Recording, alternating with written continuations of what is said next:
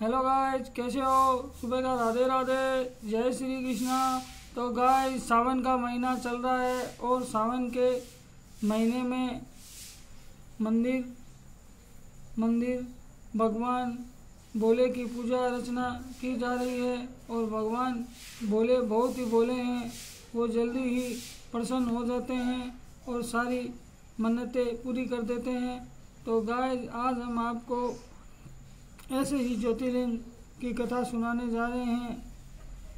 श्री वेदनाथ, ये ज्योतिर्लिंग बिहार प्रांत के संथाल प्रांगण में स्थित है। शास्त्र लोक और दोनों में इनकी बड़ी प्रसिद्धि है।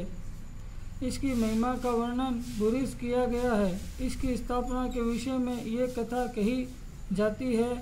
एक बार राक्षस राज रावण ने हिमालय पर जाकर भगवान शिव का दर्शन प्राप्त करने के लिए बड़ी घोर तपस्या की थी। उसने एक एक करके अपने सिर काटकर शिवलिंग पर चढ़ाने शुरू किए। इस प्रकार उसने अपने 9 सिर वहां काटकर चढ़ा डाले। जब वह अपना 10वां और अंतिम सिर काटकर चढ़ाने के लिए उद्यत हुआ, तब भगवान शिव अति प्रसन्न और संतुष्ट होकर उसके समक्ष प्रकट हो गए। शीश काटने को उद्यत रावण का हाथ पकड़कर उन्होंने उसे वैसा करने से रोक दिया। इसके 9वां सिर भी पहले की तरह जोड़ दिए और अत्यंत प्रसन्न होकर उसे वर मांगने को कहा। रावण ने वर के रूप में भगवान शिव से उस रिंग को अपनी राजधानी लंका ले जाने की आज्ञा मांगी। भगवान शिव ने उसे ये वरदान तो दे दिया, लेकिन एक शर्त भी उसके साथ रख दिया। उन्होंने कहा, तुम इसे ले जा सकते हो, किंतु यदि रास्ते में इसे कहीं रख दोगे तो ये वहीं अचल हो जाएगा, तुम फिर इसे उठा नहीं सकोगे। रावण इस बात को स्वीकार कर उसे शिवलिंग को उठाकर लंका के लिए चल पड़ा। चलते चलते एक जगह मार्ग में उसे लघु शंका करने की आवश्यकता महसूस हुई। वह उस शिवलिंग को एक अहीर के हाथ में थमाकर लघु शंका की निवृत्ति के लिए चल पड़ा। उस अहीर को शिवलिंग भार बहुत अधिक मालूम हुआ। वह उसे संभाल नहीं सका। विवश होकर उसने उसे वहीं भूमि पर रख दिया। रावण जब लौट कर आया, तब फिर बहुत प्रयत्न करने के बाद भी उस शिवलिंग को किसी प्रकार उठा न सका। अंत में निरुपाय होकर वह उस शिवलिंग पर अपने अंगूठे का निशान बनाकर उसे वहीं छोड़कर लंका लौट गया। तत्पश्चात ब्रह्मा, विष्णु आदि देवताओं ने वहां आकर उस शिवलिंग का पूजन किया। इस प्रकार वहां उसकी प्रतिष्ठा कर वे लोग अपने अपने धाम को लौट गए।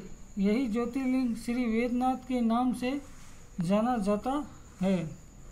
यह वेदनाथ ज्योतिर्लिंग अनंत फलों को देने वाला है। ये 11वां अगल ऊंचा है, 11 आंगल ऊंचा है। इसके ऊपर अंगूठे के आकार का गड़ा है। कहा जाता है कि यह वही निशान है जिसे रावण ने अपने अंगूठे से बनाया था।